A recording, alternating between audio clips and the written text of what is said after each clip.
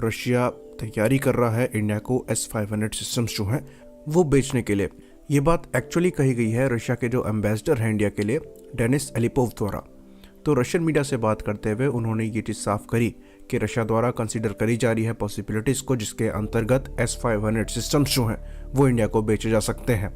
तो ऐसी रिपोर्ट्स जो हैं वो पहले भी आई थी, जहां पर Russian deputy prime minister Yuri Borisov ने भी ये बात पिछले दिसंबर कही थी, जहां पर उनके द्वारा ये बताया गया था कि अगर इंडिया यहाँ पर इंटरेस्ट को शो करता है तो S-500 जो है वो रशिया को बेचे जा सकते हैं।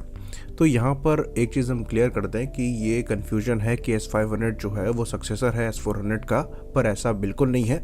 ये दोनों सिस्टम जो हैं वो एक्चुअली पैरेलल में काम करते हैं। S-500 की बात करें तो ये एक एंटी बैलिस्टिक मिसाइल सिस्टम है जो कि एंटी एयर भी काम कर सकता है, बट मेनली इसको बैलिस्टिक मिसाइल्स के अगेंस्ट में बनाया गया है।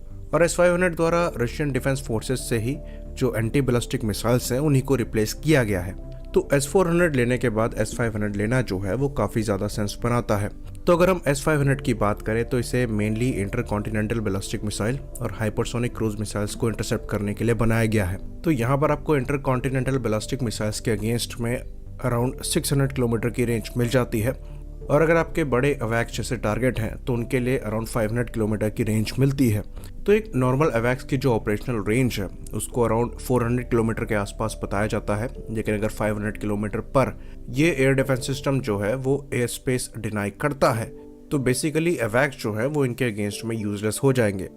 बात यह है कि अभी इसकी इलेक्ट्रॉनिक काउंटर मेजर कैपेबिलिटी कितनी अच्छी है इसका पता लग पाना मुश्किल है।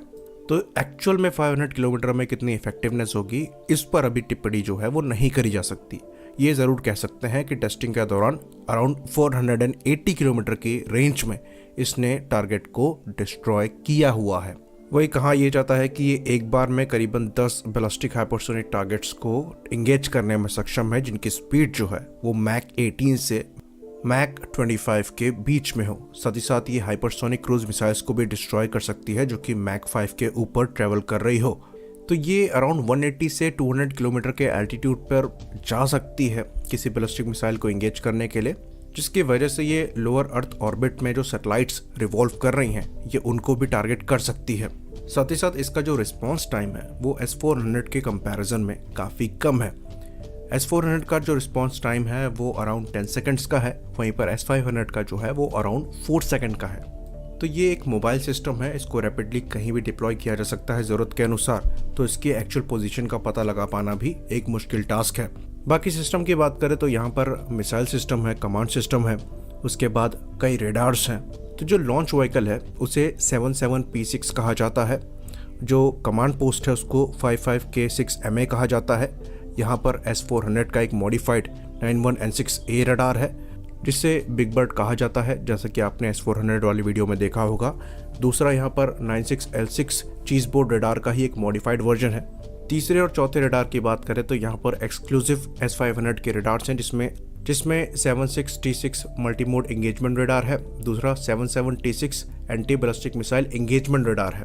बाकी यहाँ पर मिसाइल्स कौन कौन सी हैं, उनकी क्या रेंज है, इसके बारे में इंफॉर्मेशन जो है वो पब्लिक डोमेन में अवेलेबल अभी तक नहीं है। तो S-500 जो है वो काफ़ी ज़्यादा कैपेबल भी है और अच्छा सप्लीमेंट है S-400 सिस्टम का, तो इसको लेना काफ़ी ज़्यादा सेंस बनाता है और इंडिया को यहाँ पर विचार करना चाहिए।